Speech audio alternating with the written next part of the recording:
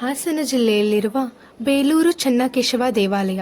ಬೇಲೂರು ಚೆನ್ನಕೇಶವ ದೇವಾಲಯವನ್ನು ಕೇಶವ ಅಥವಾ ಬೇಲೂರು ವಿಜಯನಾರಾಯಣ ದೇವಾಲಯ ಎಂದು ಕರೆಯಲಾಗುತ್ತದೆ.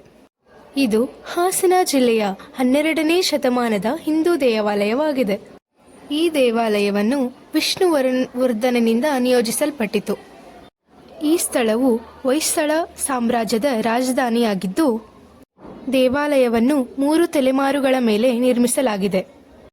ಇದು ಹಾಸನ ನಗರದಿಂದ 35 ಕಿಲೋಮೀಟರ್ ಮತ್ತು ಬೆಂಗಳೂರಿನಿಂದ ಸುಮಾರು 200 ಕಿಲೋಮೀಟರ್ ದೂರದಲ್ಲಿದೆ.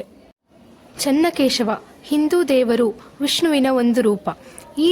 ಈ ದೇವಾಲಯವು ವಿಷ್ಣುವಿಗೆ ಸಮರ್ಪಿತವಾಗಿದೆ ಮತ್ತು ಅದರ ಸ್ಥಾಪನೆಯಿಂದಲೂ ಸಕ್ರಿಯ ಹಿಂದೂ ದೇವಾಲಯವಾಗಿದೆ.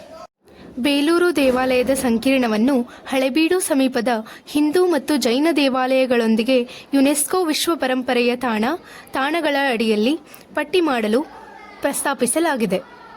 ಇತಿಹಾಸಕಾರರು ದೇವಾಲಯದ ಸಂಕೀರ್ಣದಲ್ಲಿ 115 ಶಾಸನಗಳನ್ನು ಕಂಡುಹಿಡಿದಿದ್ದಾರೆ.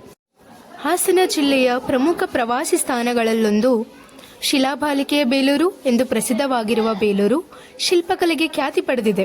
ಹಳೆಬೀಡು, ಸೋಮನಾಥಪುರದ ಜೊತೆಗೆ ಬೇಲೂರು ಹೊಯ್ಸಳ ಸಾಮ್ರಾಜ್ಯದ ಶಿಲ್ಪಕಲೆಯ ದೇಗುಲಗಳಾಗಿವೆ.